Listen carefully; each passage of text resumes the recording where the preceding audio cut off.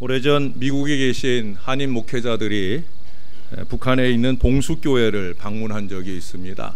봉숙교회는 쉽게 얘기하면 이제 전시용 교회죠.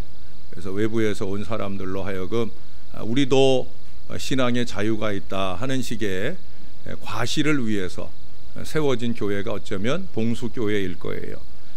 그런데 이제 이 목사님들 중에 한 목사님께서 설교할 기회가 돼서 강단에 올라갔어요.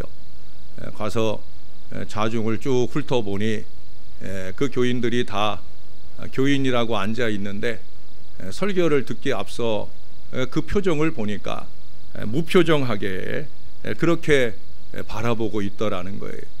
그러니 영 설교할 마음이 기분이 안 들더라는 거예요. 회중들의 표정이 굳어 있으면 설교자의 마음도 굳고 또 입술도 굳어버리게 되거든요. 그러니 이 목사님이 난처한 가운데서 이렇게 말문을 열었습니다. 여기 미국에서 오신 여러 목사님들이 계시지만 제가 특별히 대표로 나온 이유는 딱 한 가지입니다. 그것은 다름 아니라 제가 제일 미남이기 때문입니다. 그러니까 여러분들처럼 옅은 미소가 흘렀습니다. 그러자 이 목사님이 덧붙였어요.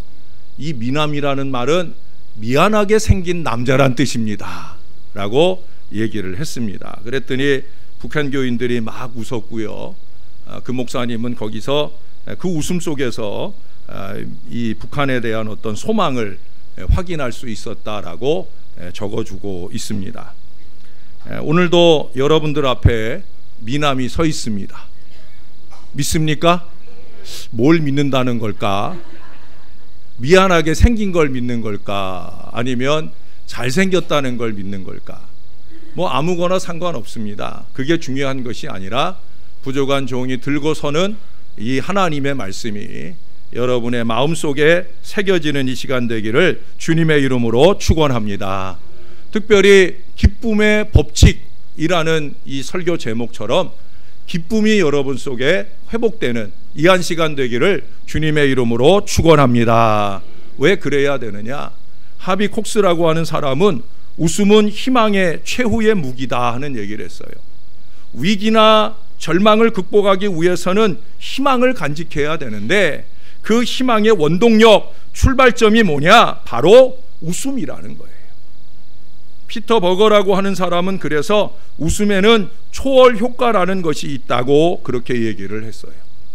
웃으면 복이 온다 하는 말도 여러분 아는 것처럼, 또 요즘에는 웃음 치료사라는 그렇게 직함을 가지고 웃게 하는 사역들을 하는 분들이 있어요. 웃음을 통해 치유를, 마음도 치료하고 또 육신도 치료하기까지 하는 그런 사역들에 힘쓰는 분들이 있어요. 그 다름 아니라 웃음이 가진 초월 효과를 확신하고 전하는 거지요. 다시 말해서 유머를 말하고 그 유머를 듣는 순간에 우리 내면에서는 근심과 걱정이 사라질 만한 용기와 기쁨, 또 일체감 등이 느껴지게 되어진다는 거예요. 똑같이 절망적인 상황에 처해 있을지라도 유머가 있는 이 낙천적인 사람은 결코 여유와 희망을 잃지 아니하고 그 절망을 이겨내는 속도도 빠르다라고 하는 거예요. 여러분 모두에게 이 귀한 웃음이 여러분들의 영육을 치료하는 능력이 되기를 주님의 이름으로 축원합니다. 여러분, 빌립보서의 이 저자 바울은 그런 점에서 진정한 유머리스트, 즉 기쁨의 사람임이 분명합니다. 특히 그가 쓴 이 빌립보서를 가리켜서 기쁨의 서신이라고 그래요. 그건 개별적으로 빌립보서를 볼 때 기쁨의 서신이고요. 우리가 잘 아는 대로 감옥에서 썼다고 해서 옥중서신 4권의 책 가운데 하나로 분류되는 이 짧은 서신 4장으로 되어 있어요. 그 4장으로 되어 있는 서신 안에서 그는 기쁨 또는 기뻐하다라는 의미의 단어를 16회나 사용하면서 기쁨을 강조하고 있다는 거예요. 거의 한 장에 한 4번꼴 정도로 기쁨을 말하고 있다는 거예요.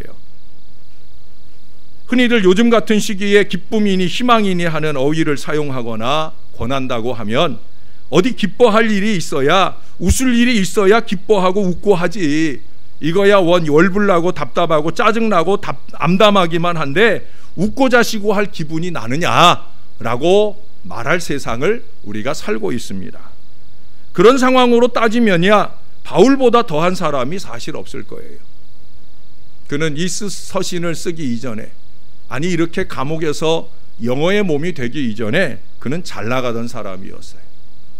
대제사장 밑에서 특별 검사직에 해당되는 사회적 신분을 가진 전도 유망한 청년이었습니다.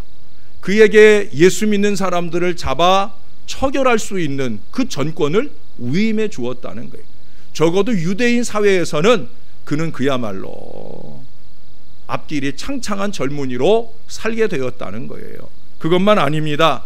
그는 그 당시 세계 석학으로 인정받는 그의 스승 가말리엘의 수제자로서 그 스승의 자리를 계승할 수 있는 일종의 석좌 교수직을 보장받고 있는 사람이었어요. 그뿐이 아닙니다. 그의 부친은 아주 부유한 사업가예요. 그 부친으로부터 막대한 유산이 그를 기다리고 있어요. 그런 그가 전 세계를 떠도는 빈털터리 방랑자가 되어버렸다는 거예요.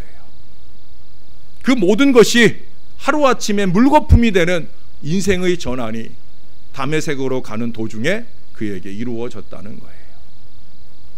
주로 복음의 문이 굳게 닫혀 있는 미전도 종족에 선교하느라 죽을 뻔한 적이 한두 번이 아닙니다. 지금도 그 복음의 일로 옥고를 치르고 있는 거예요. 사회적으로 볼 때 그는 일찌감치 그 가치가 없어진 조기 퇴직자라고 말할 수 있을 거예요. 그런 그가 오늘 기쁨을 말하고 있어요. 그것도 적당히 기뻐하든지 말든지 이런 의미의 선포가 아니에요. 아주 열심히, 아주 자신 있게 강조하여 말씀하고 있는 거예요. 여러분, 설교라든지 복음 사역은 자기의 상황에 갇혀서 감당하는 그런 사역이 아닙니다. 내가 힘들다고 힘없는 말씀을 이 재단에서 선포할 수 없는 것이고, 내가 어렵다고 여러분이 갖고 나가서 전하는 복음도 우거지상으로 말할 수 없는 거예요. 복음은 상황을 초월해서 말씀해야 되는 거예요. 바로 바울이 우리들에게 그걸 보여줍니다. 그의 상황은 기쁨을 말할 수 없는 상황입니다. 그러나 그리스도의 은혜가 그로 하여금 기뻐하게 하고 기쁨의 메시지를 선포하게 되는 줄로 믿습니다. 우리는 여기서 역설적으로 이 기쁨이라는 것이 사회적 지위나 명예, 부요함으로 얻어지는 것이 아니다라는 걸 알 수 있어요. 그는 그런 것들 속에서 얻을 수 없는 기쁨을 누리면서 그것을 우리에게 나누어 주고자 노력을 합니다. 여러분, 지난 주일에 우리는 부활주의를 맞았습니다. 부활주의를 맞은 우리들에게 오늘 바울이 권하는 이 기쁨, 이제 오늘부터 한 달간은 빌립보서 각 장에 언급된 기쁨의 원칙들을 한 주에 한 장씩 살펴보면서 부활의 감격을 간직한 바울이 누렸던 그 기쁨을 우리도 누릴 수 있게 되고자 노력하는 이 한 달이 될 수 있기를 바랍니다. 4월에 그런 은혜의 기쁨이 저와 여러분 속에 회복될 수 있다고 하면 5월의 가정의 날은 우리의 가정에 은혜와 기쁨이 더 넘치는 역사를 이루게 될 줄로 믿습니다. 여러분, 이 1장에서 두 군데서 기쁨에 대해서 말씀을 하고 있어요. 4절을 보셔요. 4절에 보면 간구할 때마다 너희 무리를 위하여 기쁨으로 항상 간구함은, 기쁨으로 간구하는 기쁨이 있었다는 거예요. 그것도 너희 무리를 위하여 간구하는 이 중보적 기도의 기쁨이 그에게 있었다라고 증거하고 있습니다. 저는 이 구절을 보면서 바울도 나처럼 똑같은 기쁨을 누렸었구나 하는 생각을 해요. 저도 저의 목회적 기쁨 가운데 가장 으뜸의 기쁨의 이유는 여러분들을 위해 기도할 수 있는 일이 저에게 제일 큰 기쁨이 됩니다. 18절에 가서 보면 그리스도가 전파됨에 대한 기쁨을 또한 말씀하고 있습니다. 오늘은 이 두 가지를 살펴보려고 합니다. 먼저 4절에서 말씀하는 기도하는 기쁨에 대해서 말씀을 드리고자 합니다. 목회자인 바울이 빌립보 교인들이 자신의 기도의 대상, 그것도 기쁨으로 기도하는 대상이다라고 오늘 우리들에게 소개해 주고 있어요. 자, 4절보다 먼저 언급된 3절을 한번 보십시다. 3절에 보면은 내가 너희를 생각할 때마다 나의 하나님께 감사하며, 여기 때마다라는 말이 나와요. 그 다음 구절에 4절에서도 간구할 때마다라는 표현도 나오고 기쁨으로 항상 간구한다라는 표현도 나와요. 때마다, 항상. 그저 어쩌다 한번 신용으로 하는 일이 아니라는 거예요. 늘, 자주, 밤낮, 항상 그렇게 이 바울이 기도했다는 거예요. 여러분, 중보 기도하는 사람만이 느끼는 이 감사가 오늘 바울을 통해서 고백되어지고 있어요. 자신의 기도가 빌립보 교인들 속에 응답됨에 대한 감사가 넘치고 있다는 거예요. 7절 중간에 보시면 거기 바울의 마음속에 이 빌립보 교인들이 있었다라고 고백을 합니다. 바울의 마음속에 빌립보 교인들이 있고 마음에 있으니 그들을 위하여 사랑으로 기도하는 거예요. 그 소식을 전해 들을 때 감사가 넘치는 역사를 이루게 되었다라고 하는 거예요. 여러분, 사람의 마음에 아무나 있습니까? 여러분의 마음에는 누가 있습니까? 예? 사랑하는 사람이 있잖아요. 믿음 없는 사람들은 그 마음에 미워하는 사람이 있죠. 아휴, 그걸 좀 더 속상하게 해줬어야 되는데. 예? 그런 어리석은 마음이 신앙 없는 사람에게는 있어요. 그러나 신앙 있는 사람의 마음 속에는 사랑하는 사람이 있습니다. 사랑하는 사람. 신앙이 없다고 해도 사랑하는 사람이 마음에 있잖아요. 저희는 삼형제가 다 현역 근무를 했어요. 저희 어머니가 저희 아들 셋을 다 현역 군인으로 보냈습니다. 큰아들을 보내고 1년 있자 둘째 아들인 제가 가고, 또 1년 있다가 셋째 아들인 제 동생이 가고, 그러니 다 군복무를 마치는 동안 그 당시로 보면 5년 세월이 지나는 거예요. 어머니의 마음속에는 늘 자식들이 있잖아요. 여기 군대에 자식들 보낸 우리 어머니들도 마찬가지잖아요. 아마 얼마 전에 자식을 보낸 우리 박 집사님이나 또 위양수 집사님이나 마음에 그 사랑하는 아들이 있잖아요. 그래, 아마 길을 가다가 군복 입은 그런 젊은이만 봐도 아들 생각이 날 거예요. 사랑하는 아들이 마음에 있기에 그 아들을 위해서 기도할 수 있지요. 저희 어머니도 그러셨어요. 우리 형님이 원주에서 근무를 했고, 제가 여기 벽제 고양시 거기서 근무를 하고, 그 다음에 우리 동생이 더 가까이 서초구에서 정보사령부에서 근무를 하고, 그래서 우리 식구들은 농담으로 아들 하나 더 있으면 영등포역으로 오겠다, 그렇게 농담을 할 정도로 하나하나 가까이 왔어요. 그러나 아무리 가까이 있어도 군대 생활을 하고 있는 자식이기에 그 자식이 마음에 있고, 마음에 생각날 때마다 눈물이 나고, 눈물이 날 때마다 기도하셨어요. 사랑하는 사람이 마음속에 있는 것은 너무나 당연하고 그 가슴에 두고 생각하며 기도해 주는 거예요. 바울이 그랬다라고 하는 거예요. 여러분, 빌립보 교회 교인들을 향한 목회자 바울의 마음이 여전히 그런 것을 봅니다. 또한 여러분들을 위한 저의 마음도 마찬가지인 줄로 믿어주시기를 바랍니다. 여러분들이 저를 미워하는 순간에도 저의 마음에는 여러분들을 사랑함으로 마음에 채우고, 사랑하는 여러분들을 위해 기도하는 일들을 많이 합니다. 제가 근본 신방 기간에 그에 대한 감사의 표현을 많이 받았어요. 목사님이 우리들을 위해 기도해 주셔서 우리 교인들 모두가 다 형통해지는 것 같아요. 목사가 들을 수 있는 최고의 칭송을 들은 거죠. 목사가 기도해 드리고 있다는 사실을 인정해 주는 고백만큼 목사가 행복한 일이 어디 있겠습니까? 제가 그 고백을 들으면서 참 위로를 받고 힘을 얻게 되는 신방의 걸음을 지난 기간 동안에 지나고 있고, 또 앞으로도 그런 시간들을 이어가게 되리라고 여겨집니다. 사랑하는 여러분, 목회자가 기쁨으로 간구하며 감사의 제목으로 삼으시는 여러분 성도들이 되시기를 주님의 이름으로 축원합니다. 어떤 목사님들은 그런 얘기를 해요. 이름만 생각해도 도리질이 쳐진다는 거예요.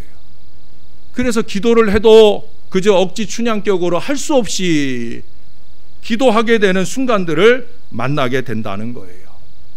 여러분, 우리가 그런 관계가 되면 아무리 목사가 그 입술을 열어 기도한들 그 기도가 응답받을 만한 감사의 역사가 일어날 수는 없을 거예요. 옛날에 그 SBS인가에서 그 선전 문구 가운데 그런 게 있었어요. 기쁨 주고 행복 주고 기쁨 받는 뭐 하여튼 그런 얘기가 노래가 나오면서 그런 게 기쁨 주고 행복 주는 그런 SBS 그랬는데, 저는 목회자와 여러분들 사이가 그렇게 기쁨과 행복을 교통하는 은혜의 관계가 되기를 바랍니다. 그러면 이 목회자와의 좋은 관계가, 기쁨의 관계가 맺어지는 비결이 뭐냐? 거기 5절에 나옵니다. 너희가 첫날부터 이제까지 복음을 위한 일에 참여하고 있기 때문이다. 복음의 일에 참여하고 있기 때문에, 그래서 바울이 사랑하고 기억하고 기도하고 감사한다. 여기 복음을 위한 일에 참여한다는 표현이 사실은 그 원문, 헬라어 원문을 정확하게 옮겨준 것은 아닙니다. 옛날 개역 한글에 보면은 이것을 간단하게 복음의 교제가 있기 때문이다 이렇게 표현을 했어요. 왜? 헬라어에 보면은 그대로 코이노니아라는 단어를 통해서 유한겔리온, 복음의 코이노니아, 교제가 있기 때문이다 라는 표현을 그대로 보여주고 있거든요. 근데 그 복음의 교제가 뭐냐 하는 것을 오늘 말해주기 위해서 복음을 위한 일이라고 하는, 복음을 위한 일에 참여한다라는 말로 번역해서 우리들에게 보여줍니다. 그게 뭐예요? 목사와 교인 사이에 복음을 놓고 교제하는 게 뭐예요? 지금 바로 이 시간이에요. 지금 이 시간에 복음을 놓고 우리가 지금 교제하고 있는 거예요. 예? 복음을 위한 참여 협력이라는 게 뭐예요? 바로 이 목사의 말씀 사역에 협력하는 거예요. 그게 뭡니까? 잘 들어주시는 거죠. 예?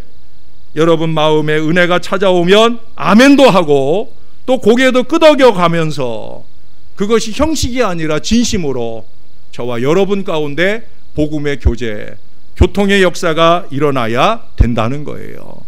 그것은 목사를 위해서만 아닙니다. 여러분들 자신을 위한 일이에요. 제가 주일 예배 시간에 이런 예를 들어서 죄송한데 이제 복음의 교제에 관한 얘기를 하려고 하다 보니까 드리는 예입니다. 어느 교회 장로님이, 목사님이 좀 못마땅했던 모양이에요.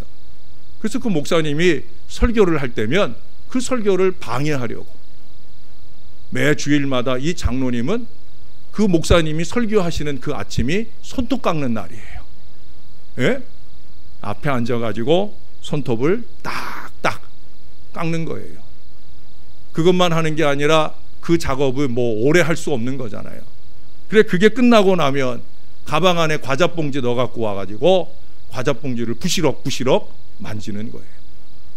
여러분, 목사가 설교할 때 그 정도로 방해하는 사람이라면 일반 자석에서는, 일반 자리에서는 얼마나 많은 방해를 하겠어요. 그렇게 8년 세월을 지났다는 거예요. 목사님에게 참 괴로운 세월이었을 거예요. 그 8년 세월이 지나고 나서 결국 목사님이 그 교회를 나가신 것이 아니고 안타깝게도 그 장로님의 가정이 다 망하게 되었다는 거예요. 아들, 딸, 자녀들의 길도 열리지 않고 망하게 되었다는 거예요. 여러분, 죄송하지만 제가 목사이기 때문에 드리는 말씀이 아니에요. 또 목사로서 목사의 사역을 방해하는 의미에서 드리는 말씀도 아니에요. 말씀 때문입니다. 부족한 목사가 겁주려고 드리는 말씀이 아니라 목회자와 교인은 선물 주고받고 식탁 교제하고 친목회나 한다고 해서 교제가 되는 게 아니에요. 저와 여러분 사이의 진정한 교제는 바로 이 말씀의 교제에서 이루어지는 줄로 믿습니다. 저같이 부족한 목사도 앞에서 보면은 다 알거든요. 아, 지금 내 말씀이 저 사람 마음속에 스펀지처럼 쏙쏙 들어가나 아니면 튕겨져 나오나, 예? 그게 다 알아지게 됩니다. 근데 여러분, 목사는 다른 점에서는 다 무시를 당해도 괜찮아요.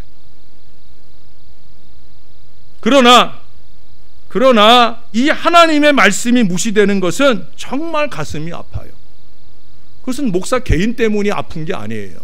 우리가 지난주에도 느헤미야 9장에서 29절인가 거기서 살펴봤잖아요. 주의 말씀을 등지고 주의 선지자들을 죽였다. 근데 그것이 뭐냐? 그것은 바로 주를 심히 모독하는 것이다. 그래서 그 다음 구절에 그 모독의 결과로 하나님의 심판을 말씀하고 있어요. 여러분, 말씀입니다.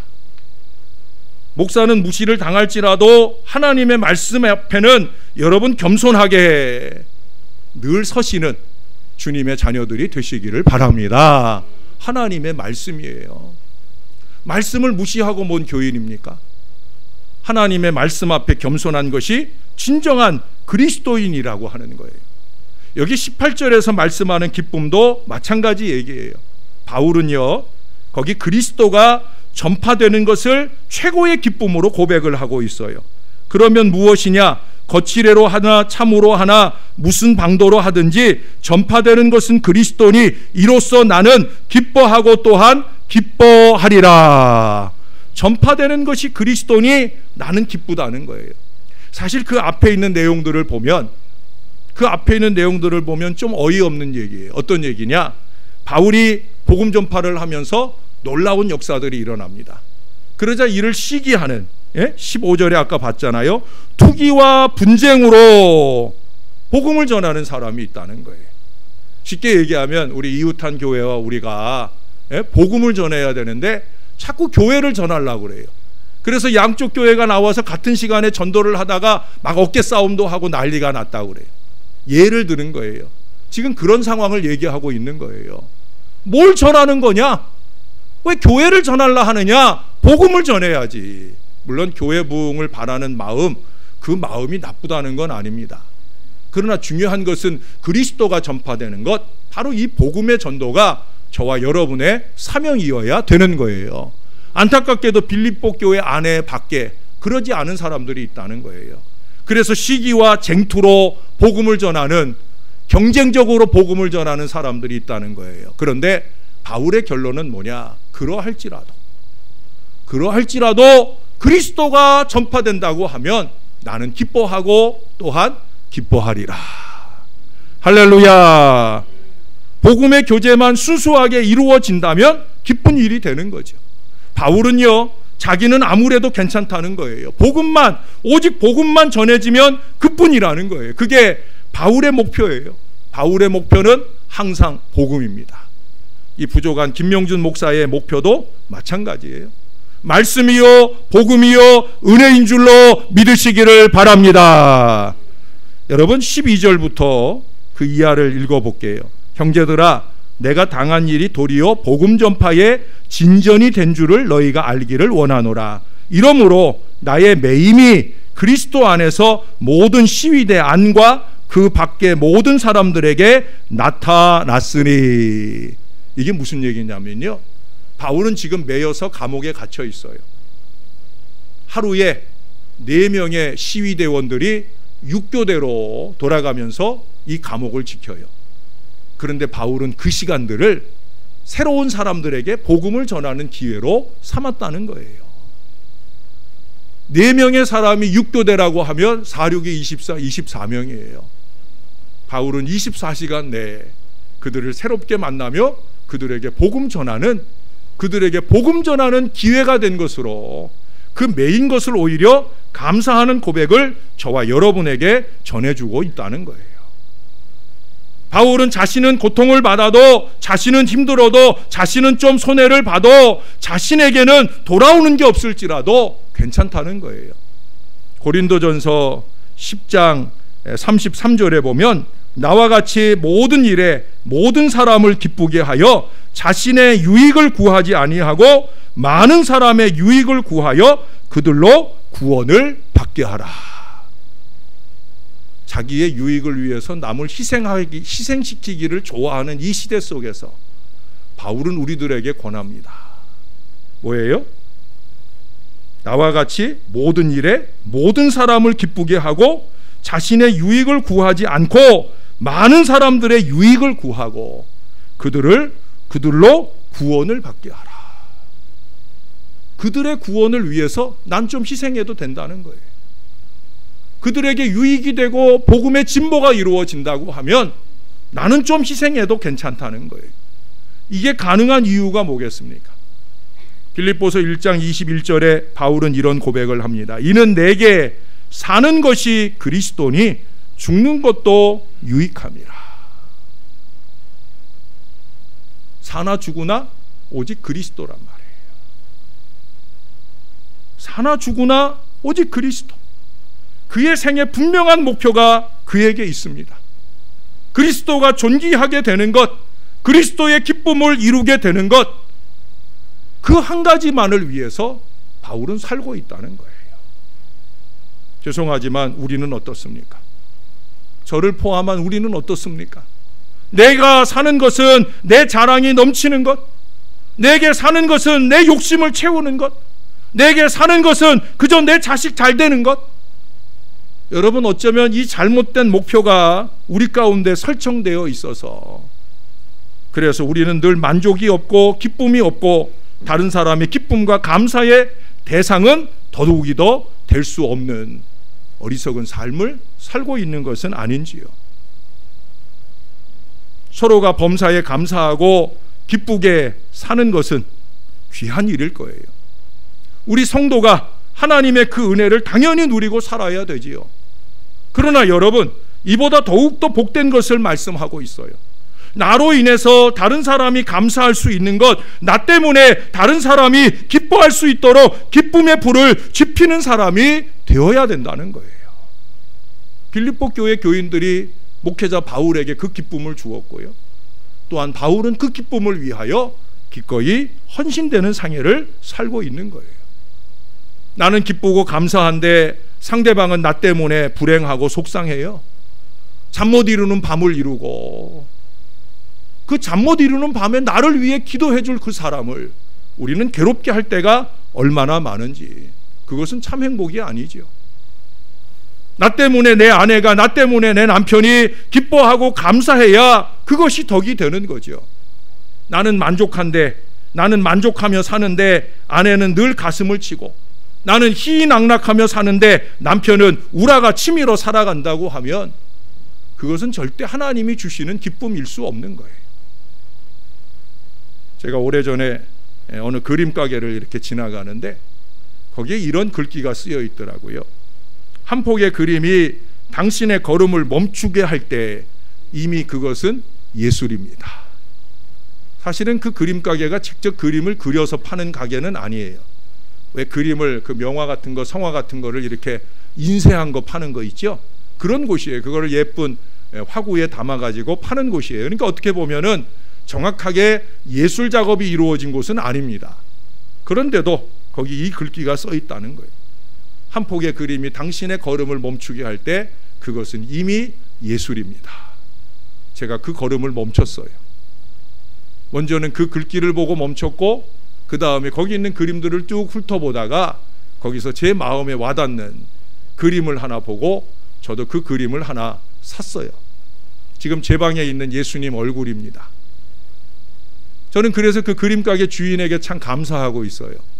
그분이 써놓은 그 글귀 때문에 제가 멈추어 서고, 제가 예수님 얼굴, 온화하게 웃으시는 저의 거울 같은 그 얼굴을 살 수 있어서, 그래서 저의 가운데 잠시라도 예술을 할 수 있게 해주셔서 감사한 마음입니다.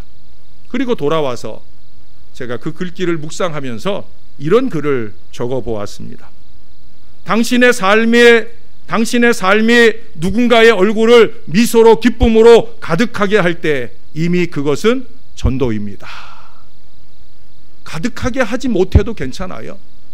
그저 잠깐 미소를 머금게 할지라도 그것은 이미 전도가 될 줄로 믿습니다. 우리는 그렇게 살아가야 되는 거예요. 남편과 아내 사이에, 부모와 자식 간에, 목회자와 성도 간에 감사와 기쁨의 대상이 되는 그런 관계를 이룰 수 있을 때 우리의 가정이 행복하고 우리 교회가 행복하게 될 줄로 믿습니다. 특별히 예수 믿는 사람은 자신을 통해 증거되는 예수님이 다른 사람의 기쁨이 되도록 살아야 되는 거예요. 여러분, 시편 34편 2절에 보면, 시편의 말씀이니까 아직 예수 없을 때인데도 불구하고 거기 이런 고백을 다윗이 합니다. 저를 따라서 한번 고백해 보십시다. 내 영혼이 여호와를 자랑하리니 곤고한 자들이 이를 듣고 기뻐하리로다. 무슨 의미인지 아시겠어요? 내 영혼이 여호와를 자랑하리니, 곤고한 사람, 힘든 사람, 좌절의 사람들이 이 여호와의 이야기를 듣고 기뻐하겠다. 얼마나 귀한 고백입니까? 그것이 다윗의 생애였고요, 바울의 생애였고요, 오늘 하나님은 저와 여러분의 삶이 되기를 원하고 계셔요. 여러분, 그 뒤에 말씀 빌립보서 1장 27절, 바울은 그래서 이 27절을 말씀하는 거예요. 자, 여러분들의 말씀으로 여러분들이 한번 읽어주세요. 27절 시작.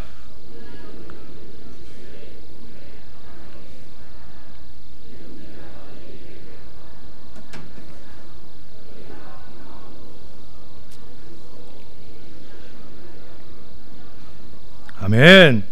자, 너희는 그리스도의 복음에 합당하게 생활해라. 복음의 교제, 복음을 위한 일에 참여했으니까 복음을 알면 복음에 합당하게 생활하라는 거예요. 예? 한 마음으로 서서 한 뜻으로 복음적인 신앙을 위해서 좀 협력해라 하는 거예요. 거기에 더해서 마지막 29절에 가서 보면 거기 이런 얘기를 합니다. 그리스도를 위하여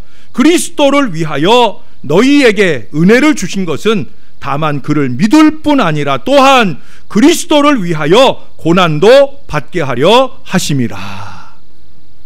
그리스도를 위한 고난일지라도 복음의 진보를 위해서 우리가 은혜 받은 이유를 살아내야 된다는 거예요. 우리 올해 표어가 뭡니까? 은혜 속에서 강하여 그리스도 예수의 좋은 병사가 되어서, 그 다음 마지막 들었던 말씀이 뭐예요? 복음과 함께 고난을 받으라 하는 촉구였어요. 정말 내가 그리스도의 복음의 은혜로 구원받은 사람이라면 우리가 그렇게 살아야 된다는 거예요. 사랑하는 여러분, 오늘 말씀을 통해 첫 번째 주시는 기쁨의 법칙이 뭐냐? 그리스도가 존귀되게 함이라는 이 분명한 삶의 목표를 가지고 다른 사람의 기쁨의 이유가 되자는 거예요. 이제 좀 내 기쁨만 추구하고 내 기쁨을 위해서 다른 사람이야 어떻게 되든 말든 그런 세속적인 사고로 사는 게 아니라, 예? 나를 통하여 다른 사람이 기뻐할 수 있도록 살아내는 저와 여러분들이 되어야 할 줄로 믿습니다. 누군가 날 위해서 기쁨으로 간구하고 감사가 넘쳐날 수 있도록 목회자에게, 남편에게, 아내에게, 자식에게, 부모에게, 다른 사람들에게 기쁨의 이유가 좀 되어보자. 그래서 그것으로 복음 전파의 기회가 되게 할 수 있도록, 뿐만 아니라 나도 기쁘고 남도 기쁜, 무엇보다 우리 하나님께서 우리를 바라보시고 기뻐할 수 있는 건강한 신앙 인생들이 다 되어 주시기를 우리의 구주 예수님의 이름으로 간절히 축원합니다. 기도하겠습니다. 참 좋으신 아버지 하나님, 부활절을 앞에 둔 부족한 종의 마음에 성도들에게 필요한 평안을 묵상하고 기쁨을 묵상하게 하셔서 이제 오늘부터 한 달 동안 이 빌립보서 안에 있는 기쁨의 메시지를 나누려고 합니다. 오늘 첫 번째 원칙, 아니 어쩌면 우리 신앙 전체를 통하여 우리가 늘 가슴에 새길 중요한 원칙을 오늘 배우나이다. 그리스도가 존귀히 되기를, 사나 죽으나 오직 그리스도가 나를 통해 존귀하게 되기를 목표하는 이 믿음으로 살게 하여 주옵소서. 그렇게 살다 보니 내가 어느덧 다른 사람들의 기쁨의 이유가 되는 그 거룩한 믿음의 삶을 살아내게 도와 주시옵소서. 그래서 기쁨의 역사가 피차를 통해 우리 가정과 교회와 일터 위에 넘쳐나게 도와주셔서 이 백성들이 부활의 감격으로 날마다 살아가도록 주님께서 임마누엘 도와주시옵소서. 예수님의 이름으로 기도합니다. 아멘.